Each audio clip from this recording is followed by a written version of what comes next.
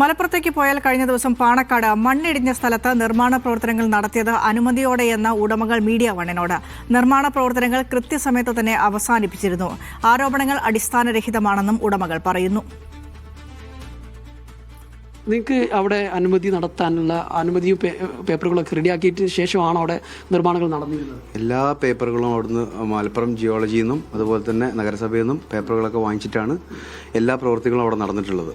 പിന്നെ ഈ നിങ്ങൾ പറഞ്ഞ പോലെ ഈ പെർമിഷൻ്റെ ഡേറ്റ് കഴിഞ്ഞതിന് ശേഷം അവിടെ പരിപാടി നടത്തിയാണ് അല്ലെങ്കിൽ അവിടെ പ്രവൃത്തികൾ നടത്തിയാണ് അവിടെ മണ്ണ് നീക്കം ചെയ്തിട്ടുള്ളത് അതൊരു കള്ളത്തരം അടിസ്ഥാനരഹിതമായിട്ടുള്ള വാർത്തയാണ്. അതിന് ഇപ്പം ഇന്നലെ തന്നെ ചെയർപേഴ്സണും പറഞ്ഞു, അത് സ്ഥിരീകരിച്ചിട്ടുണ്ട്. അത് ഈവൻ ഒരു പേപ്പറിലൊരു ലെറ്റർ പോലും അവിടെ കിട്ടിയിട്ടില്ല ഈ ഡേറ്റ് കഴിഞ്ഞതിന് ശേഷം.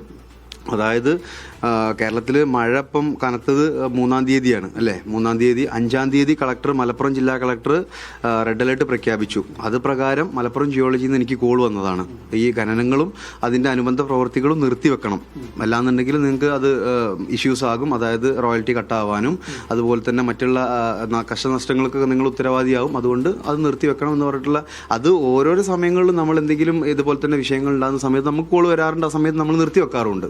അതുപോലെ നിർത്തിവെച്ചിട്ടുണ്ട്. അത് കഴിഞ്ഞ് 5-ാം തീയതി നിർത്തിവെച്ചു, 15-ാം തീയതി ജൂൺ 5-ാം തീയതി നിർത്തിവെച്ചു. അത് 15-ാം തീയതി ജൂലൈ 15-ാം തീയതി തീർന്നിട്ടുണ്ടെന്നുണ്ടെങ്കിൽ നിർത്തിവെക്കുന്ന സമയത്ത് വരെ പെർമിഷൻ ഉള്ളതാണ്. ജൂൺ 5-ാം തീയതിയോട് കൂടെ നിർത്തിവെച്ചിട്ടുണ്ട്. ജൂൺ 5-ാം തീയതി റെഡ് അലർട്ട് പ്രഖ്യാപിച്ചല്ലോ മലപ്പുറം ജില്ലാ കളക്ടർ. അത് പ്രകാരം നിർത്തിവെച്ചിട്ടുണ്ട്. അതിനുശേഷം അവിടെ എന്തെങ്കിലും ഒരു വർക്ക് നടന്നിട്ടുണ്ടെങ്കിൽ ഈ പറയുന്ന ആളുകൾക്കും മറ്റുള്ളവർക്കും തെളിയിക്കാമല്ലോ, ചെക്ക് ചെയ്യാമല്ലോ. നമുക്ക് സാറ്റലൈറ്റ് വഴി ചെക്ക് ചെയ്യാനുള്ള ഓപ്ഷൻ ഉണ്ട്, എല്ലാ വഴിയും ചെക്ക് ചെയ്യാനുള്ള ഓപ്ഷൻ ഉണ്ട്. ജൂണിന് ശേഷം അവിടെ നിർമ്മാണ പ്രവർത്തനം നടന്നിട്ടില്ല.